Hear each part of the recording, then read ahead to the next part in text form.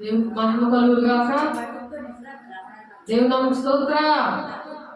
హల్లెలూయా. ఈరోజు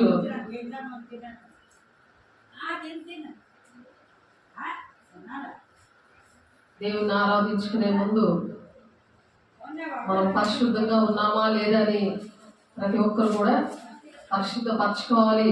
తండ్రి అయిన దేవుడు మనతో మాట్లాడలాగున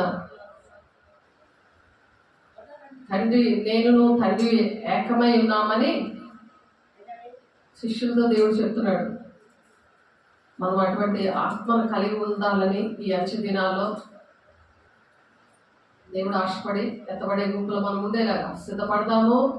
దేవుని ఆరాధిద్దాము, దేవుని మహిమపరుద్దాం.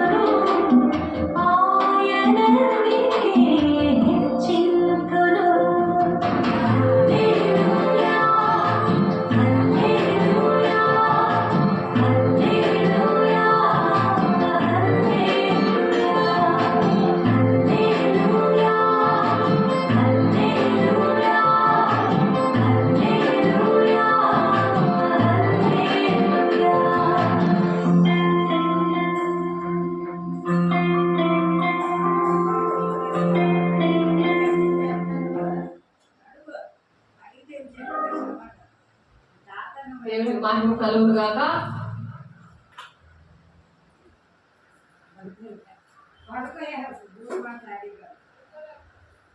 పరిశుద్ధుడు అయిన దేవుడు మనము కూడా పరిశుద్ధంగా ఉండాలని ఆశపడి దేవుడు చెప్తున్న మాటలు లేవీయుల కాండం చూద్దాము. లేవీయుల కాండము 11వ అధ్యాయము చూడండి. మీకోసం చదువుతున్నాను, అందరూ చూడండి. ఆన్లైన్లో ఉన్న బిడ్డలు, ఆఫ్లైన్లో బిడ్డలు, ఈ ఉపవాస దినాల్లో దేవుడు మరొక అవకాశం ఇచ్చాడు మనకి. లేవి కాండము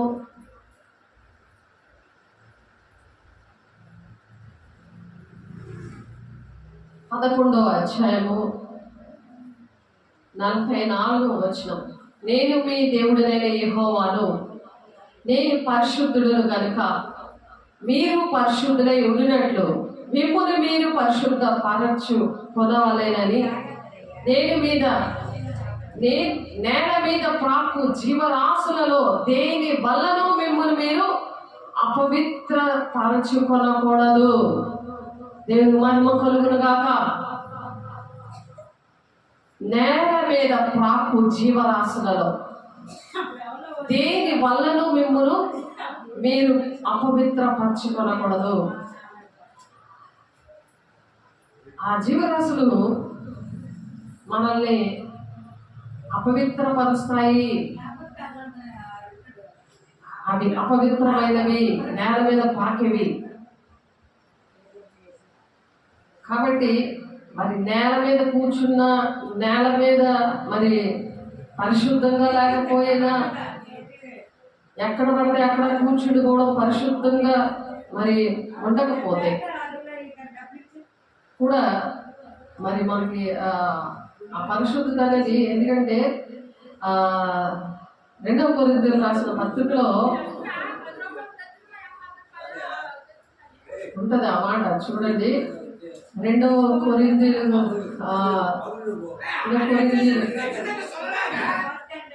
ప్రియులారా, మనకు 2వ కొరింథీయులకు రాసిన పత్రిక 7వ అధ్యాయం 1వ వచనం చాలాసార్లు చెప్పడం జరిగింది. కానీ మళ్ళీ ఈ ఉపవాస దినాల్లో మనం పరిశుద్ధంగా ఉండాలని దేవుడు, నేను మీ దేవుడైన యెహోవాను, నేను పరిశుద్ధుడు కనుక మీరు పరిశుద్ధులై ఉండినట్లు మిమ్మల్ని మీరు పరిశుద్ధపరచుకోమని ప్రభు మనతో మాట్లాడుతున్నారు. కాబట్టి ప్రియులారా, మనకు ఈ వాగ్దానాలు ఉన్నవి. దేవుడు అనేకమైన వాగ్దానాలు మనకు ఇచ్చారు. అందులో పరలోక రాజ్యానికి వెళ్ళే వాగ్దానం ఒకటి. అనేక వాగ్దానాలు మనకు ఉన్నాయి. ప్రియులారా, మనకి ఈ వాగ్దానాలు ఉన్నాయి కనుక దేవుని భయముతో పరిశుద్ధతను సంపూర్తి చేసుకొని, దేవుని భయముతో మనం ఎలా ఉండాలి? దేవుని భయంతో పరిశుద్ధంగా మనం ఉండాలన్నమాట. దేవుని భయముతో పరిశుద్ధతను సంపూర్తి చేసుకోవాలి. అంటే ఫుల్ బాటిల్ అయితే మనం చక్కగా వాటర్ బాటిల్ ఫుల్గా ఉంటే తాగుతామా? ఎంగిలి బాటిల్ ఎవరైనా తాగేసింది మనం తాగుతామా? చెప్పండి. కాబట్టి ఫుల్గా ఉన్నది ఎలాగైతే మనం ఇష్టపడతామో, అలాగే పరిశుద్ధత విషయంలో కూడా దేవుని భయంతో పరిశుద్ధతను సంపూర్తి చేసుకోవడానికే ఉపవాస దినాలు దేవుడు మనకి ఇచ్చారు. శరీరమునకును ఆత్మకును కలిగిన సమస్త కల్మషం, శరీరానికి ఈ ఆత్మకి కలిగిన సమస్త కల్మషం నుండి మనలను పవిత్రులుగా చేసుకోవాలి. ఎందుకంటే దేవుడు పరిశుద్ధుడు కనుక మనము కూడా ఎలా ఉండాలి? పరిశుద్ధంగా ఉండాలి. ఎందుకు పరిశుద్ధంగా ఉండాలంటే పరిశుద్ధ పట్టణంలోనికి వెళ్ళాలి. పరిశుద్ధ పట్టణంలోనికి వెళ్ళాలి.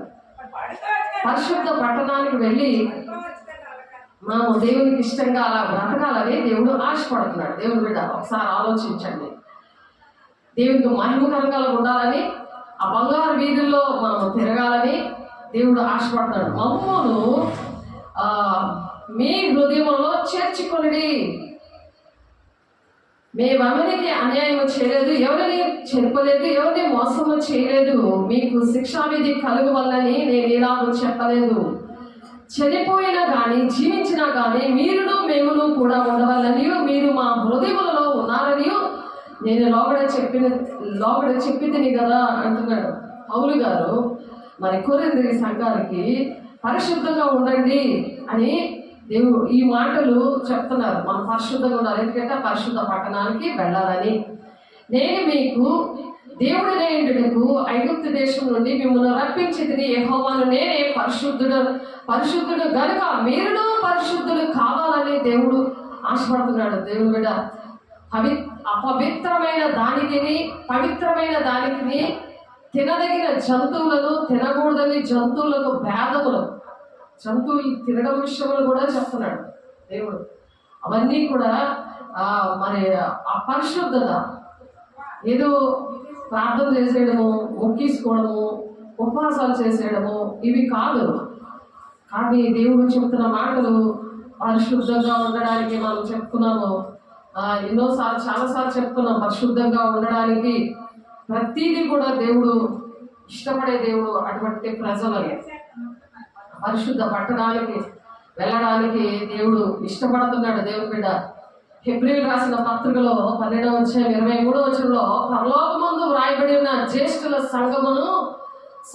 సంఘమునకును వారి మహోత్సవమునకును అందరి న్యాయాధిపతి అయిన దేవుని యొద్దకును సంపూర్ణ సిద్ధి పొందిన నీతిమంతుల ఆత్మల యొద్దకు కొత్త నిబంధన మధ్యవర్తి అయిన యేసునొద్దకు హేబేలు కంటే మరి శ్రేష్టంగా పలుకు ప్రోక్షణ రక్తమును మీరు ప్రోక్షణ రక్తం దగ్గరికి మీరు వచ్చారు. ఉపవాసం ఉండడం అంటే అలాగా హేబేలు కంటే మరి శ్రేష్టముగా పలుకు ప్రోక్షణ రక్తమునకు మీరు వచ్చినారు.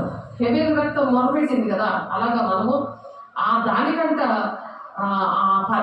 హేబేలు రక్తం కన్నా పరిశుద్ధమైనది అనమాట. హేబేలు పరిశుద్ధుడు, తన రక్తం మొదలుపెట్టింది.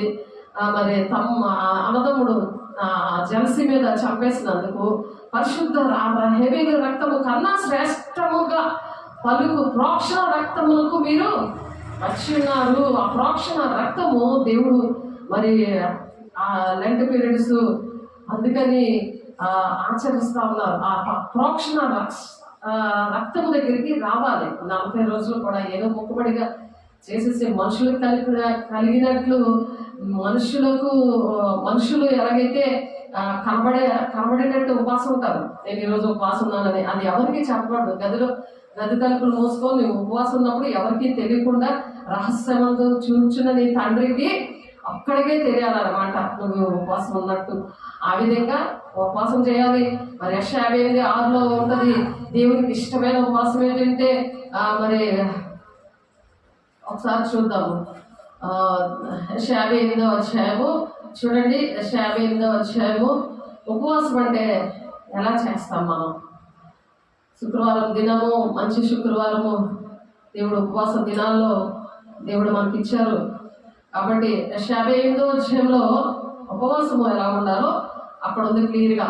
యెషయా 58 చూడండి దేవుని బిడ్డలారా. జీవితాంతం కూడా పరిశుద్ధంగా ఉండాలి. ఇది 40 రోజులు పరిశుద్ధంగా ఉండడానికి కాదు, ఉపవాసాలు ఎవరికో చెప్పడానికి కాదు, ఎవరికి తెలియకుండా మనం ఉపవాసం ఉండాలి. దేవునికి మాత్రమే తెలియాలి. మనం అది కూడా శరీర సంబంధం ఉండకూడదు, ఆత్మ సంబంధం ఉండాలి. తండ్రి చిత్తం నెరవేర్చేటట్టుగా ఉండాలి. వాగ్దానాలు దేవుడు మన పట్ల ప్రణాళిక నెరవేర్చినట్టు ఉండాలి. కాబట్టి యెషయా 58:6 ఏముందంటే దుర్మార్గులు కట్టిన కట్లను విప్పుటయు. దుర్మార్గులు కట్టారు అవేంటంటే చెడుపులు చిల్లములు, మరి ఒక బంధకాలు అన్నమాట.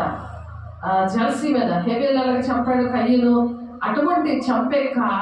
అటువంటి మనసున్న వాళ్ళు ఏం చేస్తారంటే దుష్టుడు మనసున్న వాళ్ళు అలా చేస్తారు. దుర్మార్గులు కట్టిన కట్లను విప్పుటియు, కాడిమాని మేకులు తీయటియు, బాధింపబడిన వారిని విడిపించటియు, ప్రతి కాడిని విరగొట్టటియు నేను ఏర్పాటు చేసుకున్న ఉపవాసం కదా.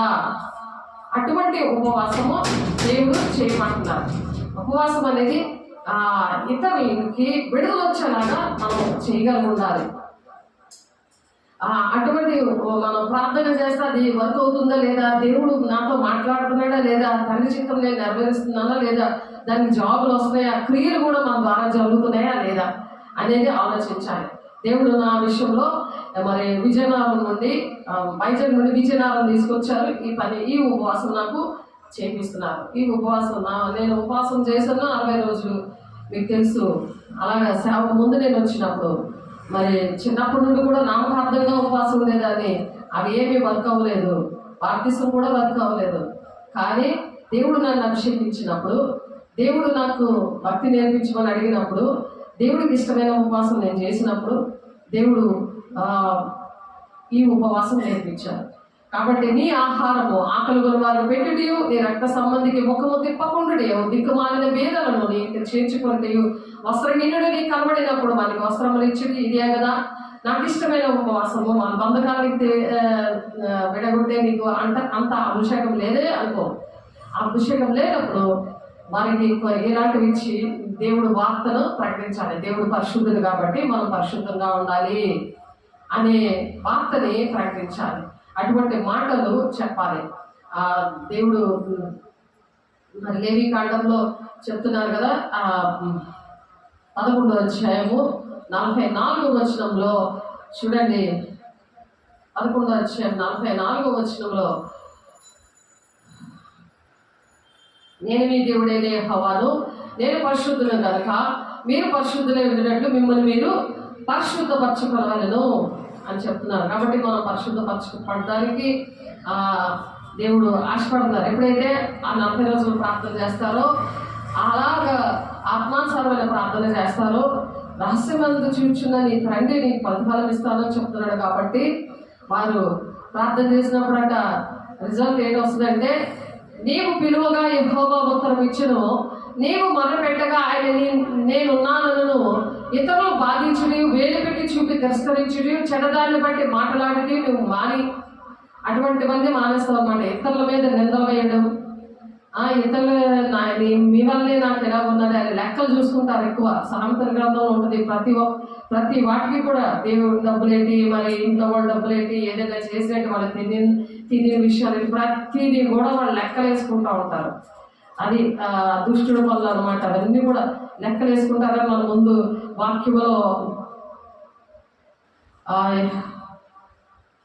వాక్యంలో మనం చూసాం. కాబట్టి అటువంటి లెక్కలు అవి వేసుకోరు. లెక్కలు వేసుకోకుండా వేలు పెట్టి అవన్నీ చూపించడము, తిరస్కరించడము, చెడ్డదాన్ని బట్టి మాట్లాడటము నీవు మాని ఆశించిన దానిని ఆకలి కొని వాళ్ళకి ఇచ్చి, శ్రమపడిన వాళ్ళని తృప్తిపరచని ఎడల ఎంత శ్రమపడినా సరే వాళ్ళు ఏమీ చేయలేదని నిందలు వేయడం ధనాపేక్షతో. దేవుని మీద నిందలే, దేవుని సేవకుల మీద నిందలే. ఆ లెక్కలన్నీ కూడా వేసుకోవడము, డబ్బుల దగ్గర నుండి, తిండి దగ్గర నుండి, టైం దగ్గర నుండి ప్రతిదీ లెక్కలు వేసుకుంటారు. కాబట్టి వాళ్ళు చీకటి సంబంధాలు అనమాట. అందుకే దేవుడు ఏవి జవాబులేవడు. ఏ విషయాల్లో కూడా ఈ భూ సంబంధమైన వెతుక్కుంటా ఉంటే పరలోక సంబంధమైన ఏమి వెతకలేనప్పుడు వారికి ఆ ఉపవాసము ఉట్టినే వృధా అయిపోతుంది. కాబట్టి ఆశించిన దాన్ని ఆకలి కొని వారికి ఇచ్చి, శ్రమపడిన వారిని తృప్తిపరిచినలా చీకటిలో నీ వెలుగు ప్రకాశించిన, అంధకారము నీకు మధ్యాహ్నం వల్లే ఉండను. ఆ చీకట్లన్నీ కూడా మరి దేవుని విషయంలో, దేవుని రాజ్యం కట్టే విషయంలో, సంఘం విషయంలో, సేవకుల విషయంలో నువ్వు బాధ్యత వహించగా అనుకో, నీ వెలుగు ప్రకాశిస్తాడట. నీలో ఉన్న నీలో అంధకారం ఉన్నట్టు దేవుడు చూపించారు సంఘంలో ఉన్నట్టు. మీకోసం మేము ప్రార్థన చేస్తున్నప్పుడు అన్ని విషయాలు కూడా దేవుడు బయలుపరుస్తూ ఉంటాడు. ఎంతో క్లారిటీగా చెప్తా ఉంటారు. అది మీకు చెప్పినా మీకు అర్థం అవ్వట్లేదు. కాబట్టి మీ వెలుగు ప్రకాశిస్తుందంట. ఎప్పుడైతే అంధకారం నీకు మధ్యాహ్నం అలాగా అవుతుంది. యెహోవా నిన్ను నిత్యము నడిపించును, క్షామకాలంలో ఆయన నిన్ను తృప్తిపరిచి నీ ఎముకలను బలపరచును. నీవు నీరు కట్టిన తోట వలన ఎప్పుడు ఉబుకుచుంటే నీటి ఊట వలన ఉంటావు. ఎప్పుడు నీలో సంతోషం, ఆనందము, దేవుని స్తుతించాలి, దేవుని మహిమపరచడానికి, దేవుని కోసం నువ్వు ప్రతి విషయంలో కూడా ముందుంటావు అనమాట. ప్రతి విషయంలో ముందుంటావు. సేవకులతో ఎప్పుడు కాంటాక్ట్లో ఉంటావు. వాళ్ళ మీద నువ్వు కోపం పెట్టుకోని ఉండవు. వాళ్ళ మీద కోపం ఎందుకు ఉన్న వాళ్ళలో చీకటే ఉంటుంది, కానీ దేవుడు ఉండడు వాళ్ళలోని. వాళ్ళతో కాంటాక్ట్ లేకపోతే, వాళ్ళతో ప్రార్థన చేయించుకోకపోతే, వాళ్ళతో సమాధానంగా లేకపోతే దుష్టుడే వాళ్ళలో ఉంటాడు. దుష్టుడు దేవుని వెలుగుకి చీకటికి పొత్తు ఉండదు కదా. అందుకని ఈ ఉపవాసంలో దేవుడు ఏం చేస్తాడంటే, ఎటువంటి పాడైపోయిన జీవితాన్నైనా పాడైపోయిన వస్తువులైనా, ఫస్ట్ నేను ప్రాక్టికల్గా పాడైపోయిన వస్తువులు దేనికి పనికిరాదు. మొక్క అయినా ఎండిపోయిన మొక్క, దాని మీద ప్రాక్టికల్ చేస్తాను. పుదీనా మొక్క ఫుల్గా ఎండిపోయింది, పైన ఒక ఆవిడ బూడిద మరి ఏదేసిందో కానీ ఆ గోళం నిండా చక్కటి పుదీనా, చక్కగా అందంగా ఉన్న పుదీనా, ఆరోగ్యవంతమైన పుదీనా ఉంటే దాని మీద పౌడర్ లాగా వేసేసింది. ఆమె ఏ విభూది వేసిందో మరి ఏటి వేసిందో తెలియదు, తొక్కు వేసేసిందో ఏంటి, తొక్కులు కూడా వేసేస్తుంటుంది పైన ఆవిడ. కాబట్టి మేము 4th ఫ్లోర్లో ఉన్నాము, 5th ఫ్లోర్ నుంచి వేసేస్తాను. వేసేసినప్పుడు చాలా నేను బాధపడేదాన్ని, ప్రేయర్ చేసి దాన్ని చేస్తే ప్రేయర్ చేసి అది ఇంకా చచ్చిపోతుంది అనమాట. అలాంటిది ఇప్పుడు మళ్ళీ నిగనగలాడుతూ చక్క పుదీనా చక్క తయారైంది. అలాగే మనం టెస్ట్ చేసుకోవాలి. దేవుని జీవం అనేది మన ఒంటిలో ఉండాలి. అంటే వాక్యము మన ఒంటిలో ఉండాలి. ఆ జీవం అనే దేవుడు మన ఒంట్లో ఉండాలి. లేకపోతే చనిపోయినట్టు లెక్క. నువ్వు దేవుని విషయంలో, మనుషుల విషయంలో చనిపోయినట్టు లెక్క అనమాట. మృతులకు నేను దేవుడు గాను అంటున్నాడు. అంతే, మీరు జీవిస్తున్నారా కానీ మీరు మృతులు అని అంటున్నారు. కాబట్టి అటువంటి వారిని కట్టేవారిగా దేవుడు చేస్తాడు. మరి నిన్నైతే తాళం కప్పలు అసలు పనిచేయి. చర్చికి తాళం కావాలి, ఏంటంటే గేట్లకి తాళం లేదు. దాని విషయంలో ఇంట్లో ఆ తాళములు 2 కావాలి. ఇంట్లో ఉన్నాయి కానీ అవి ఎప్పుడున్నో పడున్నాయి, అవి పని చేయట్లేదు అసలు. ముందు చూస్తే మరి ఇంట్లో వాళ్ళని చూస్తే అవి పని చేయవు. అవి తాళాలు కప్ప పెట్టి చూస్తే అసలు ఏం పని చేయదు. అలాంటి దేవా నువ్వు ఇచ్చిన వాగ్దానం బట్టి నేను చేస్తున్నాను అని ప్రార్థన చేసేసరికి అవి చక్కగా పని చేస్తున్నాయి. 3 తాళాలతో ఉన్నవి. కాబట్టి దాన్ని బట్టి మనకి ఎంతో బలం అనమాట. మనకి ఎంతో దేవుని సన్నిధి నాతో ఉంది కాబట్టి నా ఉపవాసమైనా, నా ప్రార్థనైనా, దేవుని వాక్యమైన అనే దేవుడు నాలో నివసిస్తున్నాడు అని మనకి తెలుస్తుంది. దేవుడు మనతో మాట్లాడుతుంటాడు. ప్రతి విషయంలో కూడా చక్కగా దేవుడు ప్రతి విషయంలో కూడా జైవించి నడిపిస్తుంటాడు. చేయలేని పనులు, మనకి ఎన్నో పనులు ఉంటాయి ఇంట్లోనే బయట, అవన్నీ కూడా స్పీడ్గా అవుతుంటాయి అన్నమాట. కాబట్టి దేవుడితో మనం ఉన్నప్పుడు మరి పాడైపోయిన స్థలములు ఉన్నట్టు ఉపవాసంలో పాడైపోయిన స్థలములు నీ జనులు కట్టెదురు. అనేక తరములు కిందట పాడైపోయిన పునాదులు నీవు మరలా కట్టెదువు. విరుగబడిన దాన్ని బాగు వాడవనియు, దేశంలో నివసించినట్లుగా త్రోవలు సిద్ధపరచువాడవనియు నీకు పేరు పెట్టిదురు. ఆయన నీతి ఆయనకు ఆధారమాయను. దేవుని యొక్క నీతి మనకేంటంటే ఆధారంగా ఉంటుంది అనమాట. మనుషులు చేస్తారంటారు కానీ చేయరు. టైంకి ఎవరు ఉండరు, అందరూ ఉంటున్నట్టే ఉంటారు, చక్కగా మాట్లాడతారు, ఇంట్లో కూడా బయట ఎక్కడికైనా. కానీ మనము వాక్యమనే దేవుణ్ణి మనము కలిగి ఉన్నాం అనుకోండి, ఆ వెంటనే దేవుడు మనలో ఉండి చేస్తాడనమాట. మనలో ఉన్న దేవుడు అట్టి విధంగా జీవిస్తామన్నమాట. ఎప్పుడు అలాగ జీవిస్తారంటే 2 కొరింథీ 5:15 జీవించే వారికి మీదట తమ కొరకు కాక, అటువంటి మనసు ఉన్నప్పుడు యెహోవాను ఆనందిస్తాము. దేశం యొక్క ఉన్నత స్థలముల మీద మరి నేను నిన్ను ఎక్కిస్తానంటున్నాడు. నీ తండ్రి యాకోబు స్వాస్థ్యమును నీ అనుభవంలో ఉంచుతానంటున్నాడు. యెహోవా సెలవిచ్చిన వాక్కు ఇదే అంటున్నాడు. ఈ ఉపవాస దినాలు ఎప్పుడైతే అలా ఉంటామో దేవుడు ఉన్నత స్థలంలో ఎక్కిస్తాడనమాట. దేవుడు ఎలా ఉండాలి? జీవించేవారు ఇక మీదట తమ కొరకు కాక మన కోసం మనం బ్రతకూడదు. దేవుని బిడ్డలకి మనం ఒక ప్రాక్టికల్గా, థియరికల్గా మనము చేసి వారికి ఒక అనుభవపూర్వకంగా దేవుని మాటలు మనం ప్రకటించాలి. అందుకు 1 కొరింథీ 11:26 ఉంటుంది. యేసు శరీరము రక్తం తీసుకొని ఆయన మరణాన్ని ప్రచురము చేస్తారు అని నెలకొకసారి తీసుకునేది కాదు. అది ప్రార్థన సహవాసం రొట్టించేది ఎడతెక్కకుండా అన్నారు. అప్పుడు భయపడతారు. సాతానుడు, మనుషుల్లో ఉన్న సాతానుడు భయపడి అపోస్తులో మనం వాడబడినప్పుడు దేవుడు ఎటువంటి మనసు ఇస్తాడంటే 2 కొరింథీ 5:15 ఉందన్నమాట. జీవించుచున్న వారు ఇక మీదట తమ నిమిత్తము మృతి పొంది తిరిగి లేచిన వాని కొరకే జీవించుటకు ఆయన అందరి కొరకు మృతి పొందనని నిశ్చయించుకొనుచున్నాను. అందరి కోసం కూడా దేవుడు చనిపోయాడు అనే విషయాలు మన కోసం మనం బ్రతకకుండా ఇక మీద తమ కొరకు కాక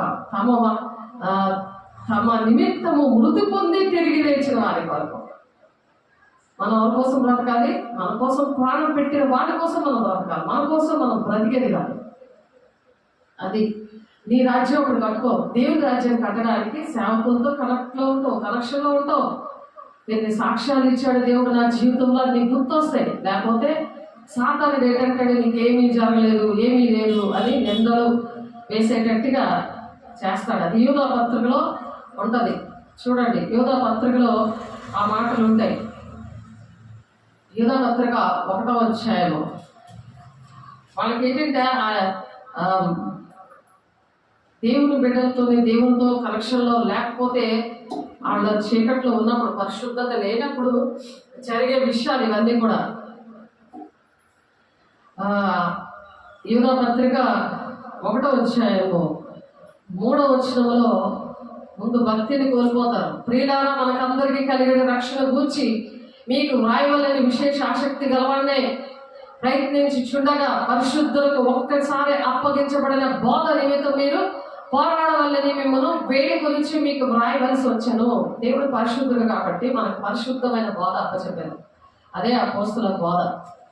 కాబట్టి ఏలేదుగా కొందరు రహస్యంగా చొరబడి ఉన్నారు. కొంతమంది వాళ్ళ జీవితంలో రహస్యంగా చొరబడిపోతారు. ఎప్పుడైతే ఆ పరిశుద్ధత లేదో వాడికి, సేవకులతో కనెక్షన్లో ఉండరు, ధనాపేక్షతో ఉంటారు, నిందలు వేసుకుని గట్టిగా సాతాడు వాళ్ళు అలా తయారు చేస్తారు. చీకటి సంబంధులుగా వాళ్ళే అపవిత్రమైన విషయాలు నేల మీద పడుకుంటారు. అపవిత్రమైన నేల మీద పాకుతాయి, అన్నీ కూడా పాకుతూ ఉంటాయి. అలాంటిది అక్కడే పడుకుంటారు, ఆ నేల మీద పడుకొని ఉంటారు. కాబట్టి కింద ఏదో వేసుకోవాలి, చాప వేసుకోవాలి, దాని మీద బొంత, పరిశుద్ధమైన దుప్పటి, ఇవన్నీ పరిశుద్ధంగా ఉండాలి. అన్నీ కూడా అలాగే కింద పడుకోవాలని ఇష్టం ఉంటాయి. నేను కిందే పడుకుంటాను. మా ఇంట్లో 3 మంచాలు ఉన్నాయి కాబట్టి పెద్దవి ఉన్నాయి. పిల్లలు నలుగురు కలిపి రెండు పెద్ద మంచాలు. అలాంటివి ఉన్నా సరే నేను కిందే పడుకుంటాను. నేను పరిశుద్ధంగా ఒక ప్లేస్ అరేంజ్ చేసుకొని ఒక బలిపీఠం దేవునిగా కట్టి నేను అలాగే పడుకుంటాను. కాబట్టి యానేలుగా కొందరు రహస్యంగా జోరపడతారు. ఎప్పుడైతే పరిశుద్ధత ఉండదో అలాంటప్పుడు ఏం జరుగుతుంది? కొందరు రహస్యంగా జోరపడతారు. వారు భక్తిహీనులే, మన దేవుని కృపను కామాతృత్వమునకు దుర్వినియోగపరచుచు మన అద్వితీయ నాథుడు ప్రభు అయిన యేసు క్రీస్తుని విసర్జించుచున్నారు. యేసయ్యలాగా బ్రతకమని ఇప్పుడు చెప్పారు కదా. ఇక మీదట మనము మన కొరకు కాక ఎవరి కోసం బ్రతకాలి? తమ నిమిత్తము మృతి పొంది తిరిగి లేచిన వాని కొరకే జీవించుటకు ఆయన అందరి కొరకు మృతి పొందానని. అందరూ కూడా అందరి కోసం ఎందుకు చనిపోయాడంటే, ఇక మీదట మన కోసం బ్రతకూడదు, దేవుని కోసం బ్రతకాలి. దేవుని కోసం బ్రతకడం అంటే దేవునిలాగా తయారవ్వాలి. దేవుని వాక్యము వాళ్ళకి గుర్తుంటుంది. దేవుని వాక్యం గుర్తుంటుంది. దేవుని వాక్యం గుర్తు లేకపోతే, దేవుని వాక్యం చదవకుండా ఉంటే, వాక్యం పట్టుకొని ప్రార్థన చేయకపోయే, వాక్యాలు గుర్తుండో వాక్యం పట్టుకొని ప్రార్థన కూడా చేయలేరు, వాళ్ళు చేయలేరు. ఎందుకంటే యోహాను సువార్త 10వ అధ్యాయము 30వ వచనంలో నేను తండ్రిను ఏకమై ఉన్నామని వారితో చెప్పాను. ఎప్పుడైతే పరిశుద్ధంగా నువ్వు పడుకోవడం ఏంటి, ప్రవర్తించడం ఏంటి, నీ కోసం కాకుండా క్రీస్తు కొరకే నువ్వు బ్రతుకుతాను, దేవుని కోసం. నా దేవుడు నాకు ఎన్ని ఇచ్చాడో, కోట్లు ఇచ్చాడు, కోట్లు విలువ చేసే పిల్లలు, కుటుంబము, ప్రాణము, డబ్బులు, కోట్లు అనమాట. వెలుగు కట్టలేనిది అన్నీ ఆశీర్వాదమిస్తే దేవుని కోసం బ్రతకాలనే ఆశ ఉపవాసం బట్టి వస్తుంది. ఏలైనగా కొందరు రహస్యముగా చొరబడతారు. ఎప్పుడైతే అలా బ్రతకలేదో, ఎప్పుడైతే దేవుని కోసం బ్రతకలేదో వాళ్ళ కోసమే బ్రతుకుతారో వాళ్ళ విషయంలో ఇక మీద తమ కొరకు కాక తమ నిమిత్తము మృతి పొంది తిరిగి లేచిన వాని కొరకే జీవించాలని ఇక్కడ 2 కొరింథీ 5:15 చెప్తున్నట్టుగా అలాగా బ్రతకలేదు అనుకోండి, వాళ్ళ పరిస్థితులు ఎలా ఉంటాయంటే వాళ్ళ రహస్యంగా కొంతమంది బోధకులు భక్తిహీనులు చొరబడిపోతారు. వాళ్ళకి ఏంటంటే ఎప్పుడు కూడా కామాతృత, శరీర సంబంధమైన నాకు భర్త కావాలి అనే ఒక ఆశ అన్నమాట, ఒక నింద, దాని మీద అవమానం, సైతాన్ వాడికి పట్టిన చెడుపులు పట్టిన నాకు భర్త కావాలి అని ఒక ఆశ అన్నమాట. అది కామాతృత్వమునకు దుర్వినియోగపరచు మన అద్వితీయ నాథుడకు ప్రభువైన యేసుక్రీస్తును విసర్జిస్తూ ఉంటారు. శాఖలు విసర్జించారంటే యేసుని విసర్జించినట్లే. ఎంత క్లారిటీగా చెప్పినా, దేవుడు ఎంత క్లారిటీగా మాట్లాడినా, సేవకులు వచ్చి నువ్వు ఏదైతే అది అన్నీ కూడా నేను క్షమించి, ప్రేమించి, నేను కౌగిలించుకొని, నేను ఇష్టపడి, నువ్వు వచ్చినా రాకపోయినా, నువ్వు దేవుని సంఘానికి పనికి వచ్చినా పనికి రాకపోయినా, దేవుని ఆజ్ఞలు పాటించినా పాటించకపోయినా, అక్రమంగా నువ్వు నడుచుకున్నా నిన్ను క్షమించి, నువ్వు కృతజ్ఞత లేకుండా నువ్వు ద్రోహము చేయడం అంటే 32 కొరడా దెబ్బలు ఏసైకి కొట్టినట్లుగా నువ్వు అలాగా దేవునికి, మనుషులకి, సంఘానికి ద్రోహం చేసినా, నిన్ను ప్రేమించి మరి దేవుని వాక్యం ఎరిగి, మరి ఎవరికైతే ఆ దేవుని వాక్యం వచ్చిందో వాళ్ళని దైవములని చెప్తున్నాడు దేవుడు. దేవునికి మీకు మధ్యవర్తిగా దేవుడిలాగా ఆపదలో అలాగా ఆదుకుంటే, యోహాను 10:10లో ఉంటుంది. వాక్యం ఎవరికైతే బాగా వస్తుందో వాళ్ళతో దేవుడు మాట్లాడతారు, బాగా వివరించగలరు.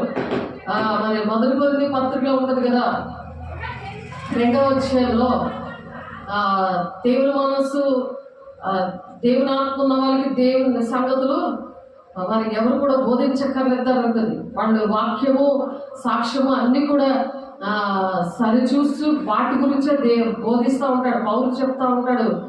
ఒకసారి చూడండి 2వ అధ్యాయము, మనం కూడా చదువుకున్నాం మనం ఈ మాట. 1 కొరింథీ 2వ అధ్యాయము మనం ఆ విధంగా వాక్యాన్ని సరిచేసుకుంటూ బోధని వినాలి. మనము కూడా అలాగే మన సాక్ష్యము దేవుని కోసం బ్రతుకుతున్నట్టుగా అలాంటి సాక్ష్యము అవన్నీ కూడా వాక్యంతో సరిచూచు వీటిని గురించే మేము బోధిస్తున్నాము అని చెప్తాడు పౌలు కొరింథీ సంఘానికి. చూడండి 1 కొరింథీ 2వ అధ్యాయము 13 బాగా గుర్తుపెట్టుకోండి, రాసుకోండి. బోధలు వింటున్నప్పుడు మీరు ఏది పడితే అది వినుకొని సెల్ ఫోన్లో బయటికి అనుకూలమైన బోధకుల్ని వెతుక్కున్నారట. ప్రకృతి సంబంధులు, ఆత్మ సంబంధులుగా తయారవ్వాలి. ఉపవాసంలో దేవుని రాజ్యానికి రావాలి. విడాలు బంగారు వీధుల్లో మనము తిరగాలి.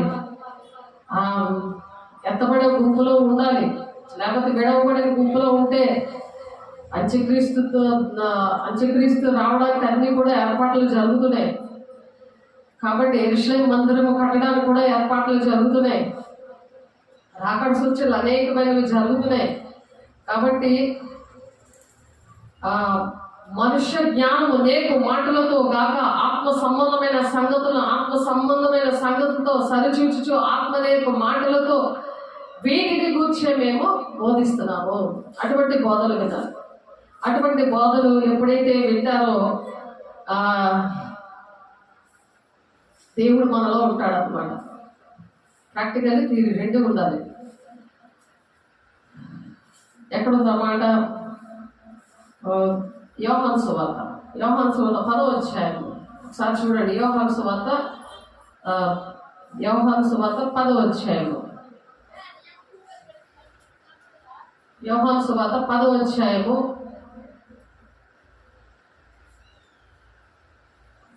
30వ వచనం. నేను తండ్రియును ఏకమై ఉన్నామని వారితో చెప్పాను.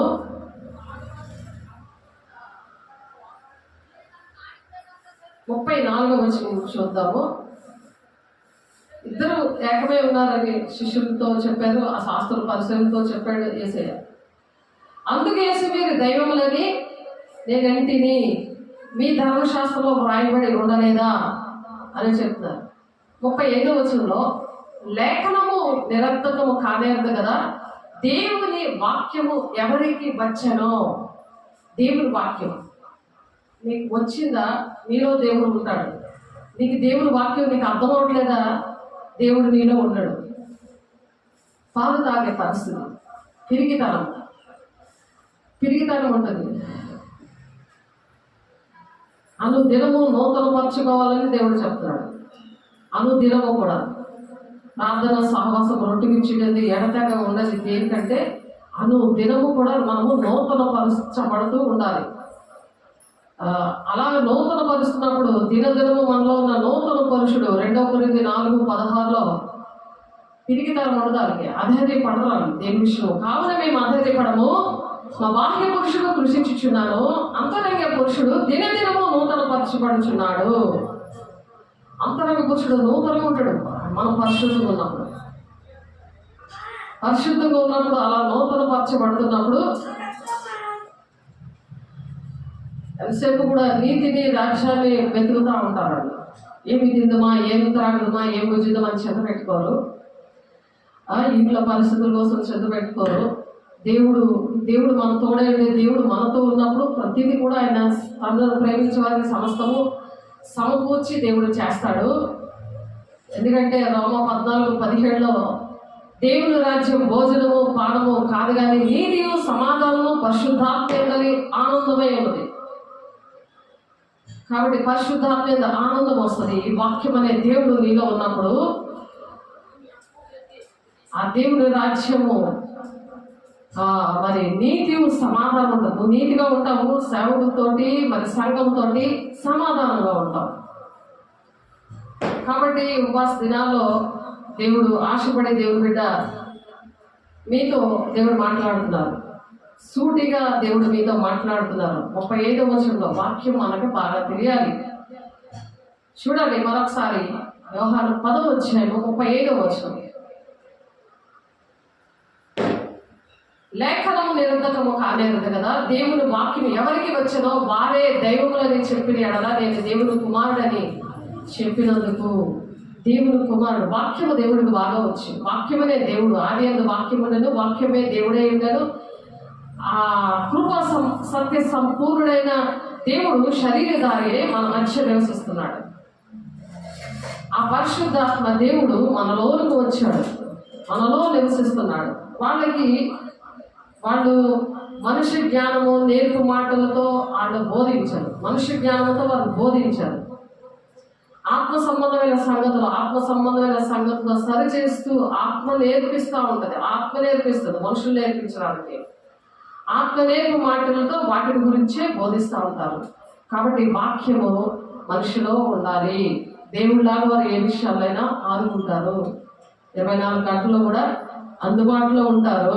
అలా అందుబాటులో ఉన్నారు కదా అని వాళ్ళు సొమ్మబిళ్ళలాగా వాడు కూడా కాదు. కొంతకాలమే నీ దగ్గర ఉంచుతారు, తర్వాత నీకు అందుబాటులో వాళ్ళు ఉండరు. అలాగే బిజీ చేస్తాడు దేవుడు బిడ్డల్ని. అయినా సరే ఏ టైంకైనా సరే వాళ్ళు రావచ్చు, వాళ్ళు మాట్లాడచ్చు, దేవుని దగ్గర గడపచ్చు, సేవకులతో ఉండొచ్చు. మీ పర్సనల్గా మీరు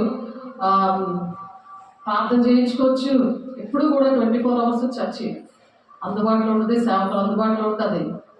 కాబట్టి ఉపవాసం అనేది ఎలా చేయాలో దేవుడు మనతో మాట్లాడుతూ నేను తండ్రి క్రియలు చేయని ఎడల నన్ను నమ్మకుడి అంటున్నాడు దేవుడు. నమ్మకం నీకు ఎలాగొస్తుంది? తండ్రి ఆయన దేవుడు ద్వారా యేసయ్య కొన్ని కార్యాలు అక్కడ చేసి చూపించాడు. అలాగే నన్ను పోలి నడవండి, మీరు నాకన్నా గొప్ప కార్యాలు చేస్తారు అని చెప్తున్నాడు దేవుడు. యోహాను 14:12 వచనంలో మనం గొప్ప కార్యాలు చేయడానికి దేవుడు ఆశపడుతున్నారు. నాకన్నా మీరు గొప్ప కార్యాలు, అలాగే నా ఆత్మీయ పిల్లలు నాకన్నా గొప్ప కార్యాలు చేయాలని ఆశపడుతూ దేవుడు ఈరోజు మీతో మాట్లాడుతున్నారు దేవుడు బిడ్డలారా. కాబట్టి మనం వాక్యం అనేది కలిగి ఉండాలి. దేవునికి ఇష్టమైన వాక్యం.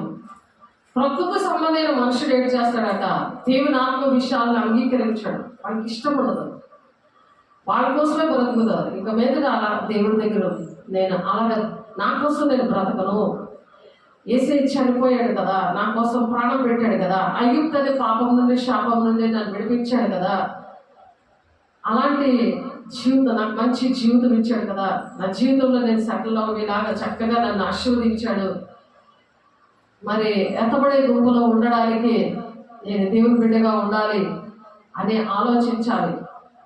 ఆ ఉపవాసం అలా ఉండాలి. అలా ఉపవాసం చేయకపోతే ప్రకృతి సంబంధిలాగే ఆ ఉపవాసం అలా ఉంటుంది. దేవుని దగ్గర జాబులు రావు.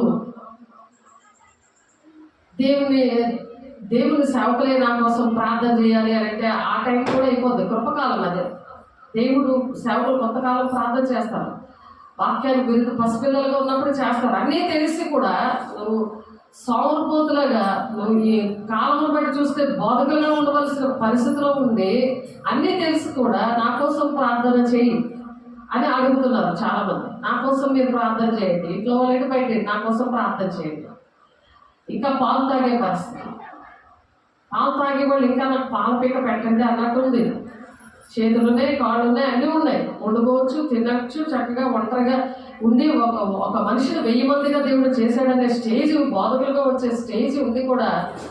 మరి ఉపవాసాలు చేసి నామకార్థంగా జీవిస్తే ప్రకృతి సంబంధులుగా ఉంటారనమాట. ప్రకృతి సంబంధమైన మనుషులు లెక్కలో వస్తారు. వాళ్ళు ఏంటంటే దేవుని ఆత్మ విషయాన్ని అంగీకరించారు. అందుకే కారణం అది. అవి అతనికి వెరితనంగా ఉన్నాయి. అవి ఆత్మానుభవం చేతనే వివేచింపదగులు కనుక అతడు వాటిని గ్రహించలేడు. మనీ మైండ్ తోటి ఆలోచిస్తాడు. ప్రతిదీ కూడా లెక్కలు చూసుకుంటారు అనమాట. ఆ లెక్కలు అవన్నీ కూడా దేవుడు ఇష్టపడలేదు. అది దేవుడికి ఏది చేసినా సేవకులకి దేవుడికి చేసినట్టు లెక్క వస్తుంది, కానీ నీకు అంత వ్యర్థమైపోతుంది అనమాట. నువ్వు ఏది చేసినా ఆ కపట సహోదరు లెక్కలాగా దేవుడిని సిలువ వేసే పరిస్థితులు ఉండకూడదు. చూడండి, సామెతల గ్రంథంలో ఉంది అన్నమాట.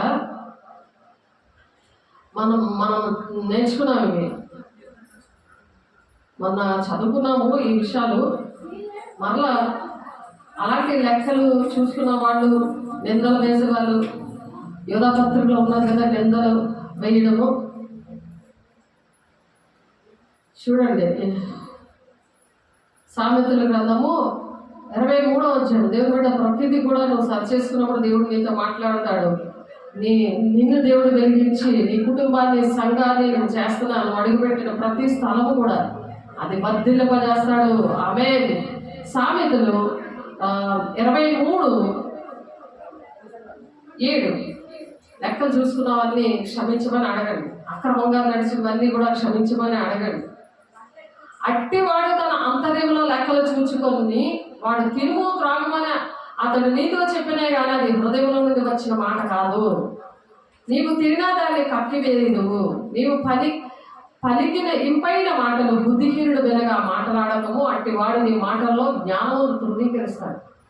వాళ్ళు ఏం చేస్తారంటే ఎంత జ్ఞానమైన మాటలు చెప్పినా ఇష్టపడదు. నాకు అర్థం లేదని ఒకటే అబద్ధం చెప్తారు. అందులో వాళ్ళు ఉన్న చీకటి దుష్టాత్మ.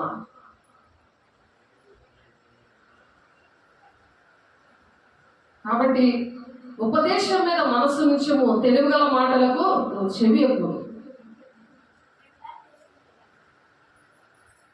నీ బాలులను శిక్షించడం మానకము, బెత్తముతో వారిని కొట్టిన ఎడల వాడు చావకుండును. బెత్తముతో వారిని కొట్టిన ఎడల పాతాళములకు పోకుండా వారి ఆత్మను నువ్వు తప్పిస్తావు. నీ పిల్లలు కూడా ఆ విధంగా రక్షించబడతారు. దేవుని బిడ్డ, నా కుమారుడా, నీ హృదయములకు జ్ఞానము లభించిన ఎడల నా హృదయము కూడా సంతోషించును. నీ హృదయములకు జ్ఞానం, అటువంటి జ్ఞానము కావాలని దేవుడిని అడగాలి. పైన వాటిని వెతకాలి. భూ సంబంధమైన వాటి మీద మనసు పెట్టుకోకూడదు. దేవుని బిడ్డ, తండ్రికి మనం ఇష్టంగా ఆ విధంగా బ్రతకాలని దేవుడు ఆశపడుతున్నాడు. కాబట్టి ప్రకృతి సంబంధమైన మనిషి అది వెర్రితనంగా, అటువంటి వెర్రితనంగా ఉంటే భక్తి అనేది ఎవరు భక్తి వాళ్ళదే. కాబట్టి పరిశుద్ధత, లేవికాండము 11 అధ్యాయం 44 వచనంలో దేవుడు పరిశుద్ధత కోసము మాట్లాడుతున్నారు. మనం పరిశుద్ధం ఉండడానికే ఉపవాసము. ఆత్మ సంబంధి అయిన వాడు అన్నిటినీ వివేచిస్తాడు, కానీ అతడు ఎవరి చేతనే వివేచింపబడు. ఎవరో నిన్ను గొప్పదాన్ని గొప్పవాడు అనాలని అనుకోకు, కానీ మనం ఎలా ఉండాలి? దేవుడు మనం చూస్తున్నాడు, నేను దేవుడి రాజ్యానికి వెళ్ళాలి, తండ్రి చిత్తం నేను నెరవేర్చాలి, అదే గోల్ పెట్టుకోవాలి. 10 మంది ఓపెన్తో పరిగెట్టాలి. దేవుడు ప్రతి విషయంలో సహాయం చేస్తాడు. నాకు టైం లేదు అని సాధారణ చెప్తాడు. నువ్వు టైం పెట్టుకొని దేవుడి దగ్గర కూర్చున్నావు అంటే ఆకలేదు, నిద్రపోయేదు, ఏమేది నేను అనుభవించి చెప్తున్నాను ఆ మాట.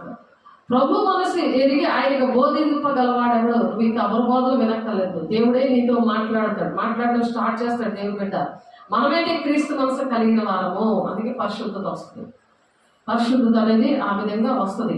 లేకపోతే ఆ పరిశుద్ధత లేనప్పుడు కళలు కూడా వస్తాయి, అపవిత్రమైన కళలు వస్తాయి. చూడండి, యోధా పత్రిక ఇందాక తీసాం కదా, యోధా పత్రికలో ఉంటుంది. యోధా పత్రిక 1వ అధ్యాయం. ఎందుకంటే అపవిత్రాత్మతో పడుకుంటారు, ఏసైతో పడుకోరు కదా, పరిశుద్ధంగా పడుకోరు కదా. కాబట్టి యోధా పత్రిక 1వ అధ్యాయం 3వ వచనం, పరిశుద్ధులకు ఒక్కసారి అప్పచెప్పడిన బోధను నిమిత్తమే మీరు పోరాడడం వల్ల నేను రాస్తున్నాను. దూరంగా ఉన్నాడు దేవుడు.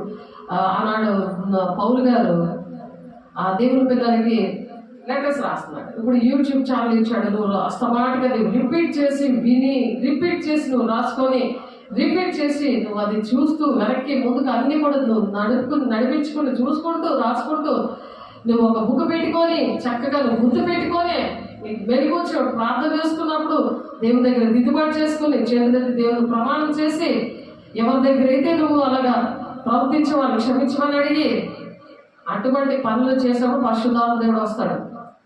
పరిశుద్ధాత్మ దేవుడు ఒక ఆయన చాలా మంచి ఆయన, కానీ ఆయనకి ఒక ఆయనతోటి క్షమించబడి అడిగినప్పుడే పరిశుద్ధాత్మ పొందుకున్నాడు. లేకపోతే 3 రోజులు నా భార్య పొందుకుందే, సంఘస్థులు అందరూ పొందుకున్నారు, కానీ ఆ పెద్ద ఆయన మాత్రం పొందుకోలేకపోయాడు. ఒక ఆయన దగ్గరికి వచ్చి క్షమించమని అడిగినప్పుడు వెంటనే పరిశుద్ధాత్మ పొందుకున్నారు.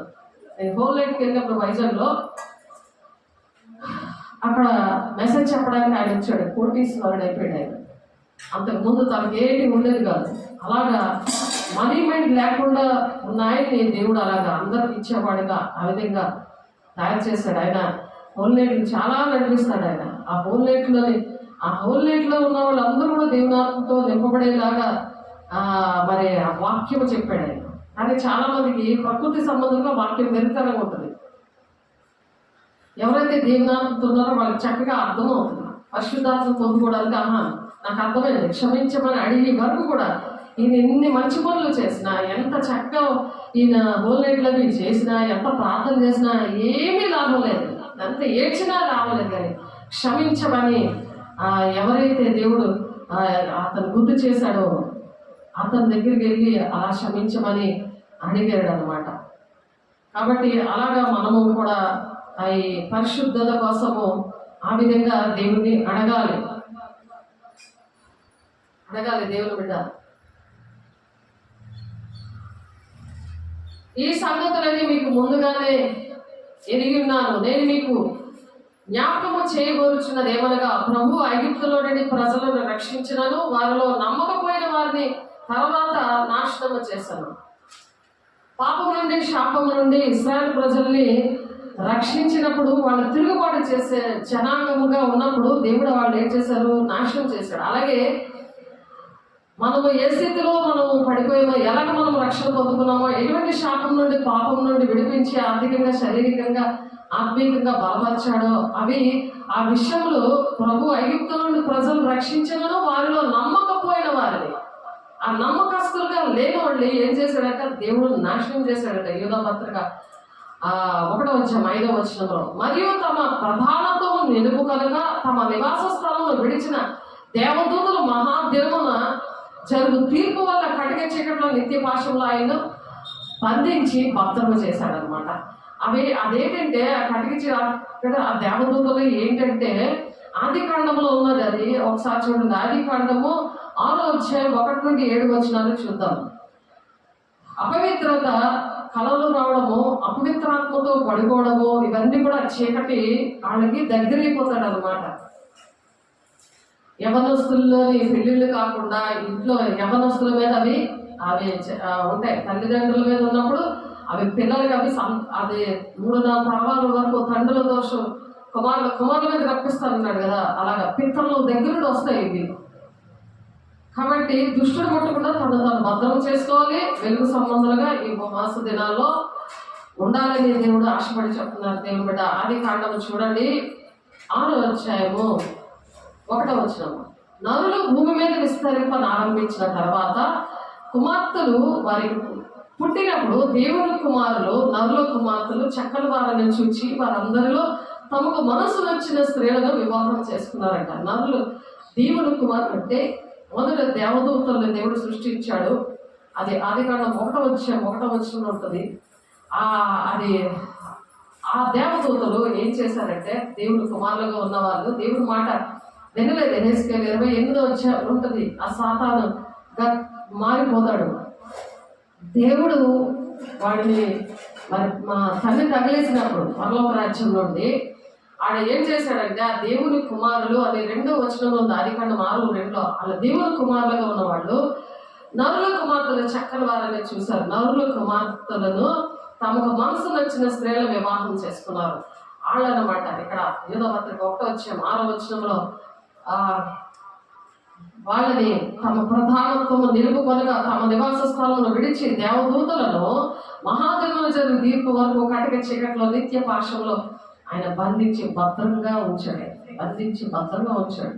ఎందుకు అనంటే ఇక్కడ జరిగింది ఏంటంటే, ఎందుకు బంధించాడంటే ఇక్కడ ఏం జరిగింది, నరుల కుమార్తెలతో చక్కని వారని వాళ్ళతోనే వ్యభిచారం చేశారు ఈ దేవదూతలు, దేవుని కుమారులైన దేవదూతలు. అప్పుడు యెహోవాను ఆత్మ నరులలో ఎల్లప్పుడూ వాదించలేదు దేవుడు. ఈ నరులతో దేవుడు వాదించడు. అందుకే మాట్లాడు. నువ్వు దేవుడు మాట వినకపోతే నీతో మాట్లాడు. నువ్వు ఉపవాసం ఉన్న దండిగే వాక్యానుసారంగా నువ్వు నడిస్తేనే, అలా నువ్వు సరి చేసుకుంటేనే, అలా నువ్వు పరిశుద్ధతను పాటిస్తేనే నా దేవుడు పరిశుద్ధుడు కాబట్టి నేను కూడా పరిశుద్ధంగా ఉన్నానా అని ఆ విధంగా నువ్వు పరిశుద్ధంగా ఉంటేనే అప్పుడు దేవుడు నీతో మాట్లాడతాడు. వారు తమ అక్రమ విషయంలో నరమాత్రులై ఉన్నారు. ప్రతి అక్రమాలు నువ్వు పట్టుకోవాలి. అక్రమంగా నడిచినవి, అక్రమంగా దేవుని దగ్గర మనుషుల దగ్గర దోచుకున్నవి, దేవుని ఆజ్ఞను పాటించకుండా నువ్వు అక్రమంగా దూరంగా నువ్వు నీ ఇష్టం వచ్చాడు సముద్రం మీద ఆధారపడి పడద్దు అని చెప్తున్నాడు సామెతలు 3వ అధ్యాయంలో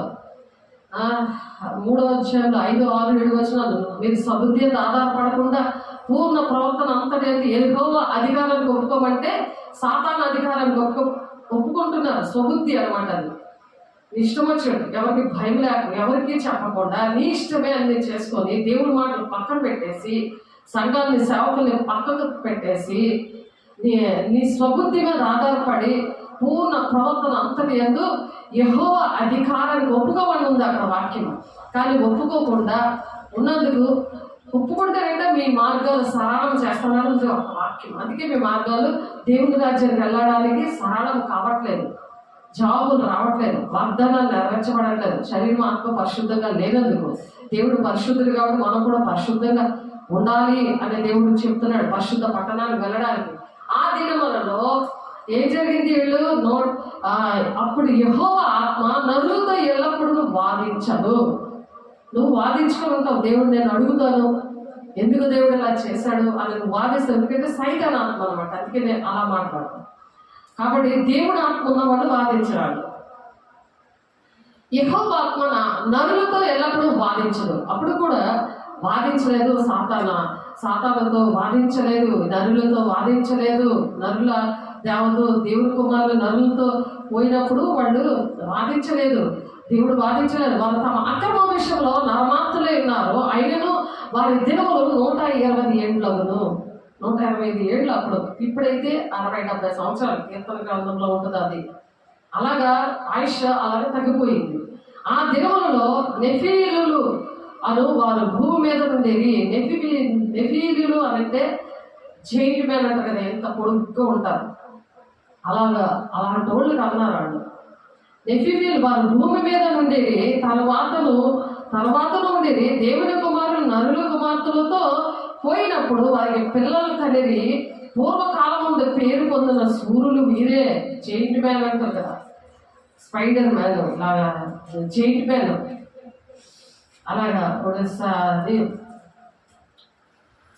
సర్కస్ లో పడ్డాలి కింద కాళ్ళు పెట్టుకొని ఎంత మనిషిలాగా తయారయ్యి వస్తుంటారు. ఆ జైంట్ మ్యాన్ అప్పుడు అలా ఉండేవాడు, కర్రలు పెట్టుకొని కాదు, మామూలు రియల్గానే.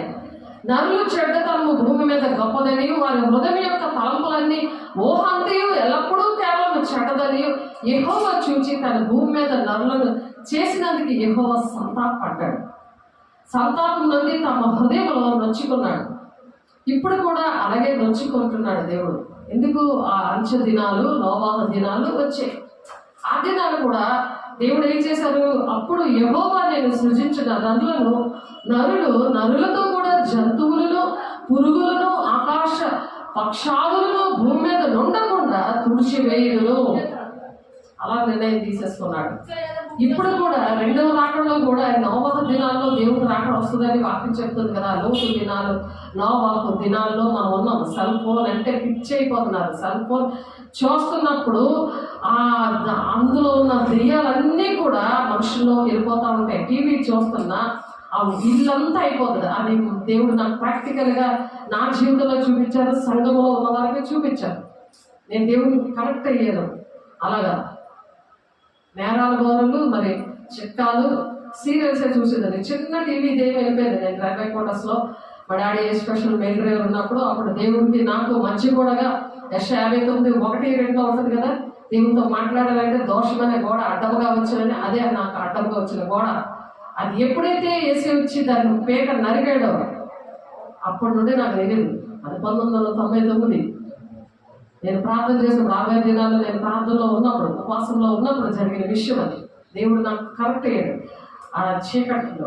ఆ చీకటిని నేను ఆ సినిమా చీకటిని చూసాను, ఆ టీవీ చీకటిని చూసాను. అప్పుడు వైరల్ అయిపోతున్నాయి మొత్తం. ప్రతిదీ ఫేక్ న్యూస్, ప్రతి దాంట్లో వ్యభిచారం, కామకత్వాలకు అప్పచెప్తాను అన్నాడు కదా. లోక స్నేహం దేవుడితో వైరమని ఎదిగరా మీరు వ్యభిచారులారా, మీరు దేవునికి శత్రువులు అని ఉంది కదా. యాకోబు 4:4 10 వ్యభిచరించవద్దని ఉంది కదా. ఇవన్నీ కూడా దేవుడు అపవిత్రతకి గుర్తులు, పరిశుద్ధతకి గుర్తులు కాదు. అప్పుడు యెహోవా నేను సృజించిన నరులతో కూడా జంతువులు, పురుగులు, ఆకాశ పక్షాదులు భూమి మీద ఉండకుండా తుడిచివేస్తానని యావేనగా నేను వారిని సృష్టించినందుకు సంతాపము నొంది ఉన్నాను. అప్పుడు సంతాపడ్డాడు, అప్పుడు కూడా సంతాపడుతున్నాడు. ఎందుకంటే నోవాహు దినాల్లో, ఈ అంచె దినాలు అంటే ఆ దినాల్లో మనం ఉన్నాం. అయితే నోవాహు యెహోవా దృష్టి ఎందుకు కృప పొందిన వాడాయను. సేమ్ అలాగే మనం ఎప్పుడైతే పరిశుద్ధంగా ఉండి ఉపవాసంలో మనం పరిశుద్ధంగా తయారవుతామో మనము కృప పొందిన వాళ్ళం అవుతాం. కృప దినాల్లో దేవుడు ఆ కృపనివ్వడానికి దేవుడు ఇష్టపడుతున్నాడు. దేవుని బిడ్డ నోవాహు వంశావళి ఇదే. నోవాహు నీతిమంతుడు, తన తరములో నిందారాధుడై ఉండేను. నోవాహు దేవునితో కూడా నడిచినవాడు. ఎంతమంది అయితే నా మూలంగా నడుస్తారు వాళ్ళే నా కుమారులు, నా కుమార్తెలు అంటాడు. అలాగా మనం ఆయన కుమారులుగా, కుమార్తెలుగా ఉండాలంటే ఫస్ట్ సేవకులుగా ఉండాలి, తర్వాత శిష్యులుగా ఉండాలి, తర్వాత కుమారులు, కుమార్తెలుగా ఉంటామని వాక్యం చెప్తుంది. ఇక మీద మీరు దాసులు కాదు, మీరు నా స్నేహితులు అంటున్నాడు. నా కుమారులు, నా కుమార్తెలు అని చెప్తున్నాడు. ఆ స్టేజ్కి వచ్చేదే ఈ ఉపవాస దినాలు. ఏమో ఉపవాసం అంటే ఏదో నామకార్థంగా కన్యాచారాలు చేసినట్టు, మనుషులు కల్పించిన పద్ధతులు, దైవోపదేశాలు వ్యర్థంగా ఆరాధించినట్లు, జనాలు ఉంటే నేను వెళ్తాను లేకపోతే వెళ్ళను అనేది కాదు. ఇది పర్సనల్గా చేసుకునేది. జనాలతో సంబంధం లేదు. నువ్వు గది తలుపులు వేసుకొని నువ్వు ప్రార్థన చేసుకునే విషయాలు ఇవి. నామకార్థంగా నువ్వు చేసేది కాదు. అలా నేను చేశాను. అలాగా చేస్తే దేవుడు నాతో మాట్లాడలేదు. నా యవ్వన ప్రేమ దేవుడికి ఇచ్చాను. ఎందుకంటే అలాగ ఫాస్టింగ్ ఉన్నా సరే ఒక హిందువుడితోటి, అన్ని అలవాట్లు ఉన్న అతనితోటి, మరి మా క్రిస్టియన్ అని మోసపరచబడి కోటీశ్వరుడని అంతా కూడా వాళ్ళ కోట్లు ఉన్నా సరే నాకు నేను చూడలేదు. మరి వాళ్ళే తిన్నారు అంతా కూడా. అలాంటి మోసపరిచే ఆత్మ తోటి ఉన్న వాళ్ళకి మరి సాతానుడు అప్పచెప్పడమైంది. నామకార్థమైన భక్తి, నామకార్థమైన ప్రార్థనలు, నామకార్థమైన కుటుంబారాధనలు, నామకార్థమైన ఉపవాసాలు చేసినప్పుడే అటువంటి మ్యారేజ్ చేసేసినప్పుడు నాకు భక్తి తెలియదు, ఆ నామకార్థమైన భక్తి నీకు తెలుసు, నా సాక్ష్యం మీకు తెలుసు. కానీ మరొకసారి దేవుడు గుర్తు చేస్తాడు, ఎందుకంటే నామకార్థమైన విషయాలు కావు ఇవి. నోవాహు దినాలు ఉన్నాం కాబట్టి మనం పరిశుద్ధంగా ఉండాలి, దేవుడు పరిశుద్ధుడు కాబట్టి పరిశుద్ధంగా ఉండాలి. ఇటువంటి బోధ నాకు దేవుడు ఎవరు కూడా నాకు వినిపించలేదు. పరిశుద్ధాత్మ దేవుడే నాకు బోధిస్తూ ఉంటాడు. నాకు ఫస్ట్ చెప్పింది ఆయన అదే, నీ మీద దృష్టి నుంచి ఆలోచించి చెప్తాడు. నడవలసిందో నేను బోధిస్తానని నేను ప్రేయర్లో ఉంటే అక్కడ నడిపిస్తున్న ఆయన అన్నాడు, ఆయన అబ్బో నీకే అని అన్నాడు, కానీ దాని అర్థం నాకు చెప్పలేదు. ఆ అర్థమే ఎలాగ అర్థమైంది, నా దేవుడే నాకు బోధించాడు.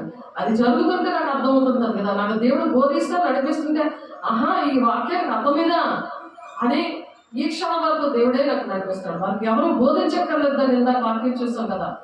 అయితే సరే 1 కొరింథీ 2వ అధ్యాయంలో. కాబట్టి దేవుడు భూలోకము చూచినప్పుడు అది చెడిపోయి ఉండేది, భూమి మీద సమస్త శరీరాలు తమ మార్గమును చెరిపి వేసేసుకున్నారు. అలాంటి దినాల్లో మనం ఉన్నాం దేవుని బిడ్డ. దేవుడు నోవాహు సమస్త శరీర మూలంగా భూమి బలాత్కారంతో నిండినది కనుక నా సన్నిధిని వారి అంతం వచ్చి ఉన్నది, ఇదిగో వారిని భూమితో కూడా నేను నాశనం చేస్తానంటాడు. అందుకే యుగాంతం వస్తుంది. ఆ దిన మొదటి రాకడలో మరి ఆది కాండంలో దేవుడు ఇది అంతా కూడా జరిగింది. ఇప్పుడు 2వ రాకడ సూచనలో జరుగుతుంది. అదే ఇప్పుడు యోధా పత్రికలో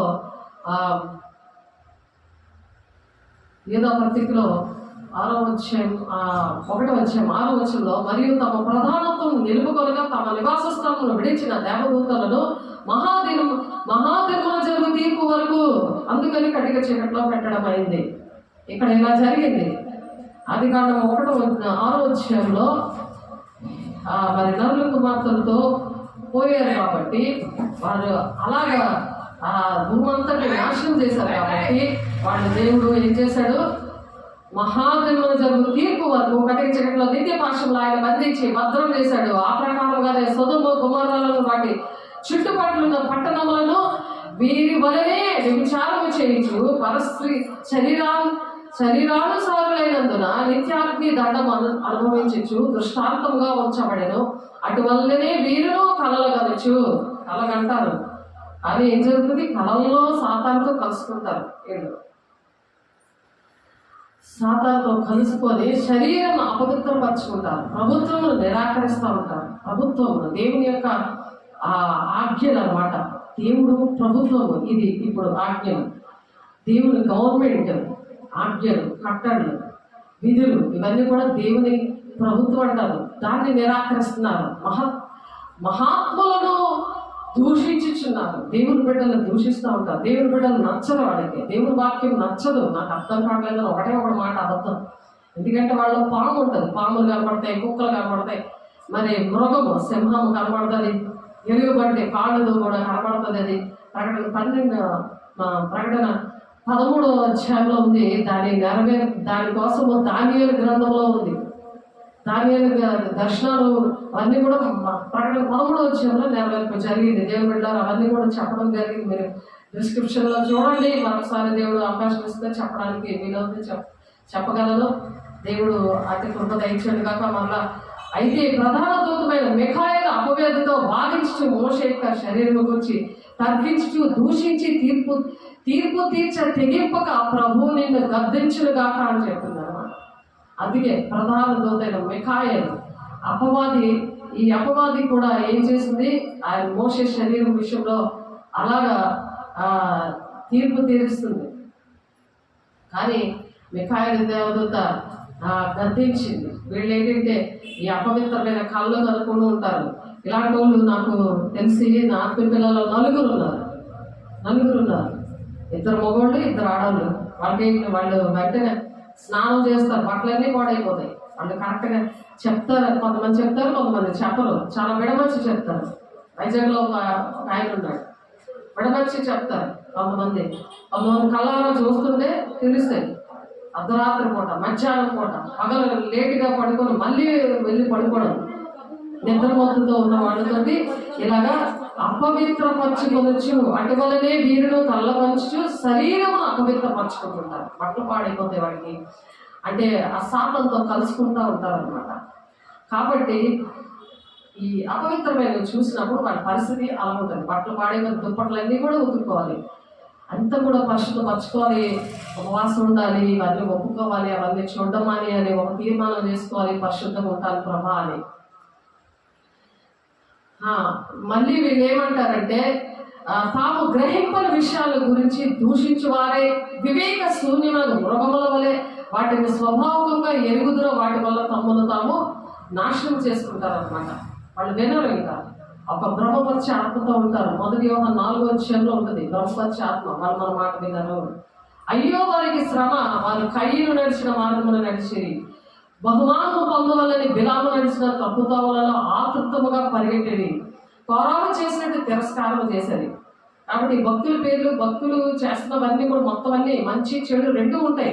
కానీ ఆ భక్తులు ఇలా చేయలేదా, అలా చేయలేదా అని సాతానుడు అలాగా బోధిస్తూ ఉంటాడు. కాబట్టి ఆ వివేచన వరంతో వాక్యము బాగా ఎవరైతే బోధిస్తారో వాళ్ళ దేవుడు ఉంటాడట. వాక్యము బోధించేవారు, వాక్యము దేవుని వాక్యము ఎవరికి వచ్చనో వారే దైవములు అని చెప్తున్నారు 35వ వచనంలో.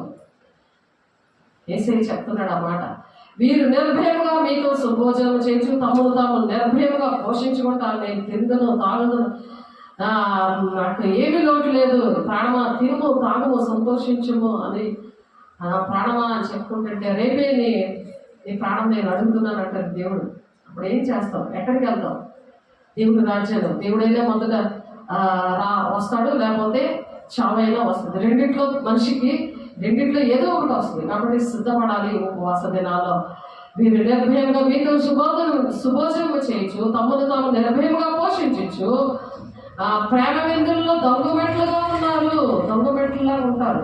భక్తి పరులాగా, యాక్టర్ లాగా ప్రవర్తిస్తుంటారు. వీరి గాలి చేత ఇటు అటు కొట్టుకొని పోవు నిర్జల మేఘములుగాను, ఎక్కడ బాగుంటే అక్కడికి వెళ్ళిపోతారు పరిగెత్తి. ఎవరైతే నిన్ను ఆశీర్దిస్తారు, ఏం పర్లేదండి, నిన్ను ప్రేమించి నీతో దొంగ మాటలు చెప్తుంటారు, వాళ్ళ దగ్గర పరిగెడతారు. గాలి అలాగెళ్ళిపోతే అలాగెళ్ళిపోతుంది. గాలి అంటే సాధన కదా, అలా సాధన తీసుకుపోతాడు. కాబట్టి ఇటు అటు కొట్టుకొని పో నిర్జల మేఘంగాను, కాయలు రాలే, ఫలములు లేక రెండుమార్లు చచ్చి వేళ్లతో పెకలించబడిన చెట్లు లాగా ఉంటారు అనమాట. వాళ్ళకి చూపించినా సరే ఆ చెట్లు పెకలించినట్టు అర్థం కాదు, వివరించి చెప్పినా సరే వాళ్ళకి అర్థం కాదు. తమ అవమానాలను నురుగు వెళ్ళగొచ్చు సముద్రం యొక్క ప్రచండమైన అలలుగాను, మార్గము తప్పి తిరిగి చుక్కలుగాను ఉన్నారు. మార్గం తప్పి తిరిగిన చుక్కలు. లూసిఫర్ గుణాలవి. లూసిఫర్ అలాగే చేసింది కదా. వారి కొరకు గాఢాంధకారం నిరంతరము భద్రము చేయబడినది.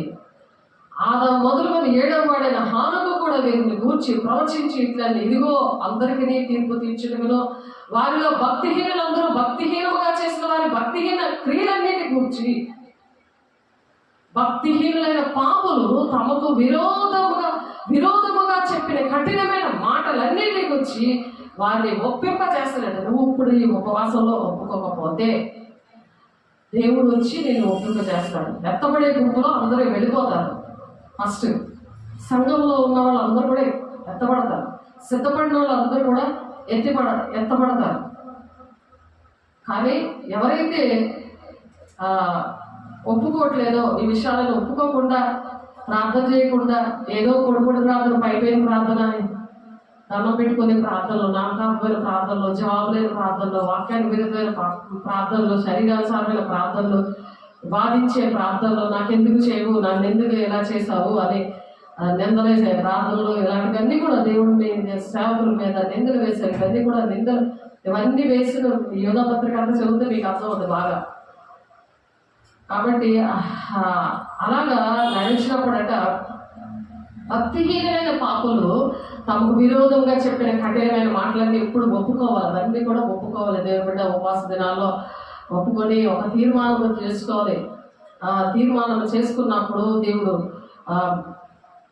అన్నిటి విడిపిస్తాడు. ఎత్తబడే సంఘంలో దేవుడు ఉంచడానికి ఇష్టపడుతున్నారు. దేవుడు ఆ ఉపవాస దినాలు మనకి ఇచ్చారంటే నామకార్థంగా చేయకూడదు. మనం పరిశుద్ధంగా, దేవుడు పరిశుద్ధంగా ఉన్నాడు కాబట్టి మనము కూడా పరిశుద్ధంగా ఉండాలని, ఆ బంగారు పట్టణంలో తిరగాలని దేవుడు ఆశపడి ఈ మాటలు చెప్తున్నాడు. కాబట్టి కఠినమైన మాటల గురించి వారిని ఒప్పింప చేస్తాడట. ప్రభు తన వేవేల పరిశుద్ధుల పరివారంతో వస్తున్నాడు. పరిశుద్ధుల పరివారం అంటే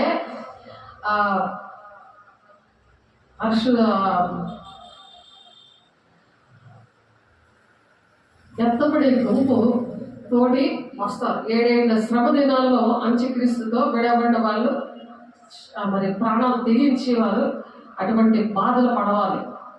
ఆ ముద్ర వాళ్ళ మీద పడిపోతుంది.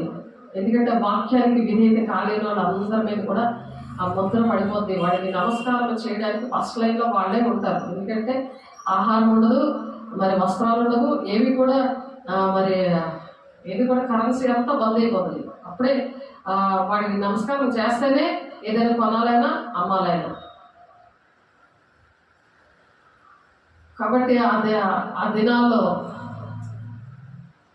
దేవుడు ఆ ఎత్తబడే గుంపులో ఉన్నప్పుడు చక్కగా వేవేల దూతల సమూహంతో పరిశుద్ధ పరివారంతో దేవుడు వస్తాడట. వారు తమ దురాశల చొప్పున నడుచుచు లాభం నిమిత్తం మనుషులను కొనియాడచ్చు సనుగుకొని వారు తమ గతిని గురించి నిందించిన వారినే వారి నోరు డబ్బమైన మాటలు పలుకుతుంది. నిందిస్తూ ఉంటారు. వారి గతి మా గతిలో ఉందంటే ఏళ్ళే కారణం అని. వాళ్ళ విషయాలు నీకు అనవసరం. నువ్వు సెల్ఫ్గా చక్కగా ఉండాలి. ఎవరి మీద నిందలు వేసుకోవడం కాదు, ఎవరికి తీర్పు వాళ్ళకి ఉంటుంది. ఇది ఎవరి భక్తి వాళ్ళది కాబట్టి ఎవరి మట్టుకు వాళ్ళు విమర్శించుకుంటూ మరి వేసే శరీరం రక్తం తీసుకోవాలి. అది కృపాసింహాసనం దగ్గర తీర్పు. మనల్ని మనం విమర్శించి పొందేళ్ళ మనము తీర్పు పొందకపోదుము అని చెప్తున్నారు.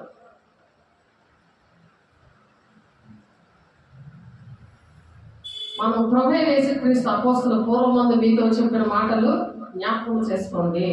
దేవుడు పూర్వమందు అపోస్తల బోధలో ఏదైతే చెప్పారో అవన్నీ కూడా జ్ఞాపకం చేసుకుని ఆ విధంగా నడవాలి. అట్టి వారు ప్రకృతి సంబంధంలో ఆత్మ లేని వారు లేని భేదముల గురించి చేస్తారట. భేదములు వచ్చేస్తాయి, ప్రేమలు ఉండవు. ప్రకృతి సంబంధులుగా చేస్తారు, ఆత్మ వాళ్ళలో ఉండదు. కాబట్టి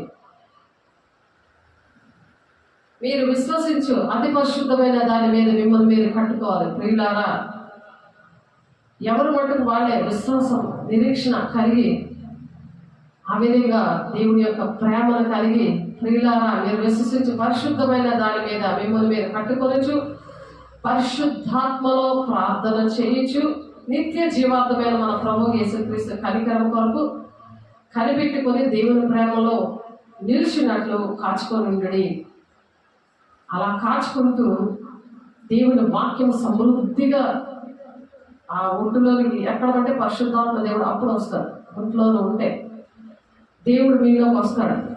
దేవుడి వాక్యమే ఎవరికి వచ్చానో వారే దైవములు అంటున్నారు. వారే దైవం. దేవుళ్ళలాగా అందరినీ నువ్వు ఆదుకుంటావు. ఇంట్లో వాళ్ళు ఆదుకుంటావు, ఉద్యోగంలో ఉన్న వాళ్ళు ఆదుకుంటావు, ఇరుగు పొరుగు వాళ్ళు ఆదుకుంటావు, లేకపోతే సిగ్గు, భయము, పిరికితనము, పరుగు పోతుంది అనే భయం, ఇవన్నీ సాధారణంగా పెట్టేది అనమాట. ఎవరికి భయపడవు. నీతిమంతుల సింహంలో ధైర్యం ఉంటావు, అందరితో సమాధానం ఉంటావు, అందరితో ప్రేమగా ఉంటావు. దేనికోసం అంటే అగ్నిలో నుండి లాగినట్టు కొందరిని రక్షిస్తావు. శరీర సంబంధమైన వారి అపవిత్ర ప్రవర్తనకు ఏ మాత్రము ఒప్పుకుంటున్నావంటే, వాళ్ళు ప్రేమించడం వాళ్ళకి తందాలు పాడుతున్నామంటే, దొంగలకు ఏగిపిస్తే చీల్ చేస్తాం, తప్పించడం ఎవరు ఉండడు అన్నది 50 కీర్తన లాస్ట్ వచనాల్లో. కాబట్టి ఆ అపవిత్ర ప్రవర్తనకి ఏమాత్రం ఒప్పుకొనక దానిని శరీరము వల్ల నువ్వు దానిని అసహించుకొనొచ్చు. భయముతో కొందరిని కనికరించాలి. భయముతో, ఒక వివేకంతో వాళ్ళు ట్రీట్ చేయాలి, కనికరించాలి. వాళ్ళు తొట్టిల్లో కూడా మిమ్మల్ని కాపాడుటకు తన మహిమ ఎదుట ఆనందంతో మిమ్మల్ని నిర్దోషులుగా నిలబెట్టుటకు శక్తిగల మన రక్షకుడైన అద్వితీయ దేవునికి మన ప్రభువైన యేసుక్రీస్తు ద్వారా మహిమయు మహత్యము ఆధిపత్యము అధికారము యుగ యుగ పూర్వము ఎప్పుడునో సర్వ యుగములకు ఆ విధంగా మనం కలిగించే వారిగా మనము ఉపవాసాలు ఉండాలి, ప్రార్థన చేయాలి, రొట్టెలు ఇవ్వాలి, ఎడతగ్గ సహవాసంలో ఉండాలి. దేవుని పిల్లలతో సహవాసంలో ఉండాలి. దేవుని బిడ్డ దేవుని ఆజ్ఞలు పాటించాలి. ఆ విధంగా ఉండాలని దేవుడు ఆశపడుతూ మరి ఆ దేవునికి ఇష్టంగా ఆ విధంగా బ్రతకాలి. దేవుని బిడ్డ నా తండ్రి క్రియలు చేయని ఎడల నన్ను నమ్మకుడి అంటున్నాడు యేసయ్య. అలాగా తండ్రికి మనం చేస్తుంటుంటే మనల్ని నమ్ముతారు. లేకపోతే మనం నమ్మరం. ఆయన భూలోకంకి వచ్చి ఏ విధంగా చేశాడో, ఆయన చేసి చూపించాడో, నాకన్నా మీరు గొప్ప కార్యాలు చేస్తారు అని ఏ విధంగా యోహాను 14:12 చెప్పారో అలాగే మనము చెయ్యాలి. అటువంటి అభిషేకము దేవుడు ఇచ్చినగాక. దేవుని బిడ్డ ఈ నిర్దేశకం 4:40 ఉంటుంది. ఆజ్ఞలు, కట్టడలు ఇవన్నీ కూడా పాటించాలి. ఎందుకంటే దేవుడు దహించి ఆజ్ఞే ఉన్నాడు. ద్వితీయోపదేశకం 4:24 ఉందన్నమాట. దేవుడు దహించి అగ్నే ఉన్నాడు. అగ్నిలాగా మండే సేవకుల దగ్గర మీరు ఉన్నప్పుడు దేవుడు అంచె దినాల్లో మీ దేవుడిని యెహోవా వైపు తిరిగి ఆయన మాట వింటే ఇటువంటి దీవెనలు వస్తాయి, ఆశీర్వాదాలు వస్తాయి. దేవుడు మన పట్ల ఏ ప్రణాళిక ఉందో అవి చేస్తాడు. ఒకడు తాను చేయవు ఏటేటి చేస్తాడో అది హృదయంలోనంట యోచించుకుంటారంట. అలా తలంచగానే యెహోవా దాన్ని స్థిరపరుస్తాడంట. నీకు మంచి వస్తే మంచివి స్థిరపరుస్తాడు, చెడ్డ తలంపులు వస్తే చెడ్డవి నీ తలంపులు స్థిరపరుస్తాడు. సామెతలు 16:9 ఉంది ఆ మాట. కాబట్టి ఒకరి ప్రవర్తన యెహోవాకు ప్రీతికరంగా అలా ఉండాలి. మన ప్రవర్తన, మన పనులు, మాటలు, ఉపవాసం అన్నీ కూడా అలా ప్రీతికరంగా ఉంటే శత్రులు కూడా దేవుడు మిత్రులుగా చేస్తాడు, నడిపిస్తాడు. ఆ విధంగా దేవుడు అలాగే దిద్దుబాటు చేసుకొని 40 రోజులు ఉపవాస ప్రార్థన చేసి మరి ప్రవక్తలైన దేవుని సేవకులతో ప్రార్థనలు చేయించుకొని మరి అన్యాయాన్ని సహించి, ఇక్కడ 1 కొరింథీ 6:7 అన్యాయం సహించడం మేలు కదా, దానికంటే నీ సొత్తును అపహరింపబడనిచ్చుట మేలు కదా. మన సొత్తు ఎవరైనా పట్టుకుపోతున్నా సరే సైలెంట్గా అందుకే ఉంటాం. వాళ్ళు ఏమి పనికిరాపోయినా, వాళ్ళు మరి ఏమి దోచుకున్నా సరే దేవుడు సైలెంట్గా ఉంచుతాడు అనమాట. వాళ్ళు అలాగే ఏం బాధపడరు. ఎందుకంటే దేవుడు తీర్పు తీరుస్తాడు. దేవుడు ఆ విషయాలన్నీ పట్టించుకుంటాడు. కాబట్టి మోసపోకడి, దేవుడు వెక్కిరించబడడు. మనుష్యుడు ఏది విత్తుతాడో ఆ పంటే కోస్తాడు. అప్పుడు మనం ఏది విత్తుతున్నాం? అన్యాయస్తున్న సహిస్తున్నామా? అన్యాయంగా ఉన్న వాళ్ళని సహించి ప్రేమిస్తున్నామా? వాళ్ళ కోసం ప్రార్థన చేయాలా? ప్రార్థన చేయగలుగుతున్నామా? అటువంటి వారిని అది మనం ఆలోచించాలి. అప్పుడు మనకి పరిశుద్ధత అనేది దేవుడు అనుగ్రహిస్తారు. మరి విశ్వాసము ద్వారా రాజ్యాలు మరి ఆనాడు జయించారు. ఆ విశ్వాసము ద్వారా రాజ్యాలు జయించారు, నీతి కార్యాలు జరిగించారు, వాగ్దానాలు పొందుకున్నారు, సింహాల నోళ్ళు మోయించారు. ఆ దినాలు ఏప్రిల్ 11:33 ఉంటుంది. అటువంటి కృప దేవుడు అనుగ్రహించి ఈ దినాల్లో మరి భక్తిహీనులు, పాపులు మరి నా ఉండకుండా, భక్తిహీనమైన పరిస్థితులు ఉండకుండా, యోధా పత్రిక 15:23 ఉన్నట్టుగా అవన్నీ కూడా చదవండి, చదివి ప్రార్థన చేయండి, తీర్మానం చేసుకోండి. దేవుని దగ్గర మరి ఇష్టమైన ఉపవాసం యెషయా 8:6 ఉన్న ఉపవాసము చేయడానికి దేవుడు ఇష్టపడుతూ దేవుడు మిమ్మల్ని దీవించుగాక. అటు కృపణ వాక్యం నూరంతలుగా ఫలవంతంగా మన హృదయాలు భద్రపరుచుకునేలాగిన మనం ప్రార్థన చేద్దాము. అందరూ తల వంచి కళ్ళు మూసుకున్నట్లయితే ప్రార్థన చేద్దాము. పరిశుద్ధుడ, ప్రేమగల దేవ, అభిషేకుడ, వాక్యం నూరంతలుగా ఫలవంతంగా నాయన వాక్యాన్ని ఫలింపు చేస్తున్నామయ్యా, నీకు వందనాలు అయ్యా. ప్రతి ఒక్కరు హృదయాంతరంగాలు ఎరిగిన దేవా తండ్రి నాయన, సూటిగా దేవాలు నీ బిడ్డలతో మాట్లాడి ఉన్న బిడ్డలను బట్టి నీకు వందనాలు. తీర్మానాలు చేసుకుంటుండగా ప్రభా మీరు వారిని దర్శించండి నాయన. ప్రతి దురాత్మ శక్తులు వారిలో నుంచి అయా మీరు విడుదల చేస్తున్నారే, నీ స్తోత్రాలు. నీ ఆత్మతో నింపండి, నీ వెలుగుతో నింపండి, మహిమతో నింపండి ప్రభా. ఆత్మతోనూ సత్యంతో ఆరాధించడానికి, వాక్యానికి విరుద్ధంగా ఉండకుండా వాక్యము నేర్చుకోవడానికి ప్రభా నా తండ్రి మీరు సహాయం దయచండి. అంచు దినాల్లో ప్రభా ప్రతిదీ గ్రహించడానికి వివేచన ఆత్మలో దయచండి. ఆత్మతో నింపండి, నీ మహిమతో నింపండి. అగ్ని బాప్తిస్తం మీరు దయచేయండి. నీ బిడ్డలు కోరుకున్న బిడ్డలకి అయా మీరు నాయన నడిపించండి. నా తండ్రి నేను కోత విస్తారం ఉంది, పనివారు కొదువై ఉన్నారని అయా కోత యజమాని వేడుకోవడానికి సహాయం దయచండి. అయా నా తండ్రి నాయన ప్రసవేదన కలిగి నీ బిడ్డలు కనడానికి ప్రభు ఎంచు దినాల్లో శత్రువుల నుండి విడిపించడానికి మీకు 4:10 ప్రకారం మీరు దర్శిస్తున్నందుకు, మాట్లాడుతున్నందుకు ప్రతి ఒక్క బిడ్డలు కూడా మీరు అయా నా తండ్రి నాయన తండ్రి చిత్తము నెరవేర్చడానికి, వాగ్దానాలు నెరవేర్చబడడానికి ప్రతి ఆటంకాలను మీరు తొలగిస్తున్నందుకు పరిశుద్ధాత్మ దేవుడ హృదయంలో వాక్యాలు నూరంతగా ఫలింపు దయచేసి సాక్షిగా నిలబెట్టుకుంటున్నందుకు మీకే కోట్ల వందనాలు స్తోత్రాలు చెల్లిస్తారు. యేసయ్య పరిశుద్ధ నామములో బ్రతిమలాడి వేడుకుంటున్నాను తండ్రి, ఆమె తండ్రి యొక్క దీవెన, కుమారి యొక్క కృప, పరిశుద్ధాత్మ యొక్క నిత్య సహవాసం సదాకాలము తోడైంది నడిపించును గాక. ఆమె దేవునికి మహిమ కలుగును గాక. దేవుడు మనం దీవించి ఆశీర్వదించును గాక. ఆమె